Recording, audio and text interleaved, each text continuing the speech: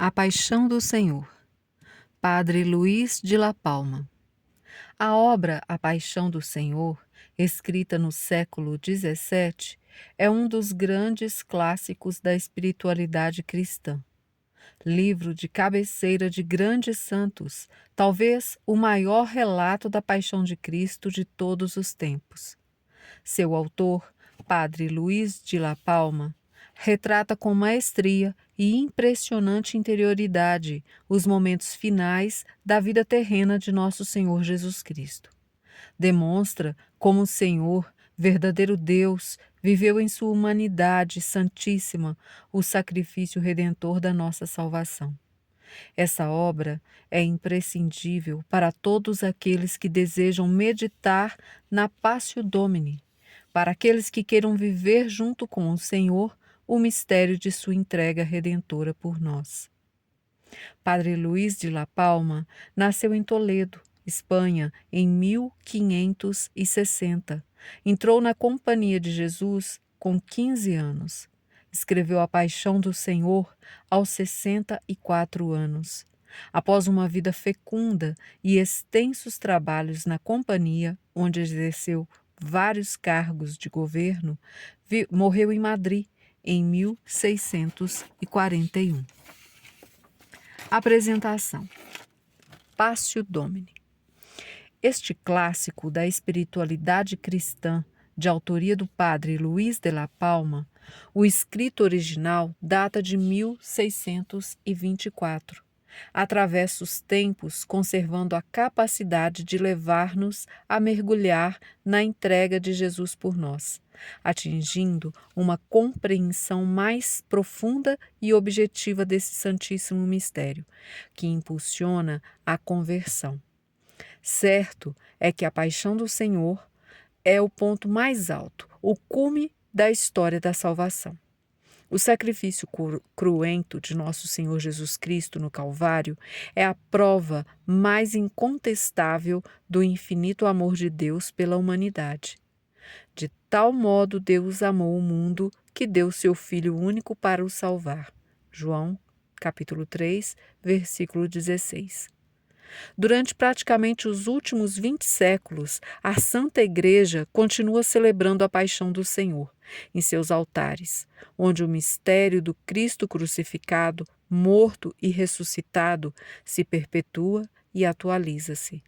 A autêntica fé católica sempre nos recorda que, para a redenção de nossos pecados e consequente salvação, é que Cristo, nosso Senhor, sofreu sua santíssima paixão. Improvável será, estimado leitor, terminar a leitura desta magnífica obra sem reavivar seu amor pelo santo sacrifício da missa, enfim, por nosso Redentor. Padre Wander de Jesus Maia. Após a ressurreição de Lázaro.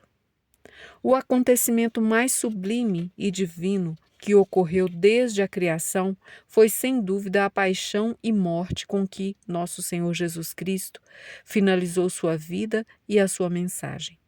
Viveu, padeceu e morreu para resgatar os seres humanos dos pecados e dar graça e salvação eterna. É tão grande o mistério, tanto pela razão como pela entrega, que, de maneira lado que se olhe, nunca poderá haver nada igual onde o final dos tempos. Até o final dos tempos. Para entender os motivos que levaram os príncipes dos sacerdotes e os escribas a entregar um homem que, sem dúvida alguma, foi um grande profeta e passou fazendo bem, é apropriado uma breve explicação. A ressurreição de Lázaro foi um milagre insofismável e muitos creram nele. Mas a luz cegou outros judeus, que, movidos pela inveja, foram a Jerusalém murmurar e delatar o ocorrido em Betânia. Os príncipes dos sacerdotes e os escribas decidiram, em conselho, pôr fim à ação do Senhor, temendo que o povo acreditasse nele. Previam, com isso, uma grande rebelião popular que acarretaria, em represália dos romanos, a destruição da cidade e do templo. por medo e dissimulando a inveja e o ódio que tinham pelo Senhor, usando falsos motivos, decidiram matar Jesus. Somente assim conseguiriam acabar com os milagres. Caifás proclamou a decisão que o conselho havia tomado. Convém que um homem só morra em lugar do povo. João 18, versículo 14. E ele não disse isso por si mesmo, mas, como era o sumo sacerdote daquele ano, profetizava que Jesus havia de morrer pela nação. E não somente pela nação, mas também para que fossem reconduzidos à unidade os filhos de Deus dispersos. E desde aquele momento resolveram tirar-lhe a vida.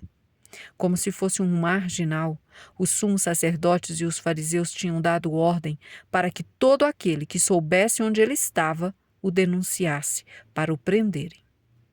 Primeiro deram a sentença e depois formaram o processo, sentença de morte, mesmo estando o réu ausente, desconhecendo as acusações e não sendo ouvida a defesa que tinha direito. O verdadeiro motivo para tudo isso era a inveja e o medo de perder os privilégios econômicos, políticos e religiosos que possuíam. Fica evidente a perversidade desses juízes. O processo foi uma farsa. Forçaram as testemunhas a depor sobre os discípulos e a doutrina propagada, de modo que coincidissem com sentença pré-estabelecida. Acontece o mesmo com muitos de nossos atos. Nascem da falta de retidão e depois procuramos um modo de legitimá-la. Jesus, ao tomar conhecimento da ordem de prisão e de que qualquer pessoa poderia e deveria denunciá-lo, já não andava em público entre os judeus. Retirou-se para uma região vizinha, do deserto, a uma cidade chamada Efraim, e ali se detinha com os seus discípulos. Tudo isso para que o tempo estabelecido por Deus se cumprisse. Nestes dias, o Senhor meditava com a proximidade da morte. Vendo como os discípulos estavam abatidos, animou-os, falando do céu e da fé que deveriam ter. O cristão deve estar sempre preparado para morrer.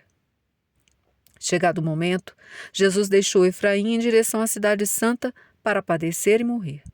Viajava com tamanha decisão e rapidez adiante deles que os discípulos estavam perturbados e seguiam com medo. Isso está registrado em Marcos, capítulo 10, versículo 32. Durante o percurso, reuniu particularmente os 12 apóstolos e revelou que em Jerusalém receberia toda forma de humilhação, ofensa, tormento e que morreria. Depois disso, escutou o pedido vindo da mãe dos filhos de Zebedeu, os 2 melhores lugares no reino dos céus para eles.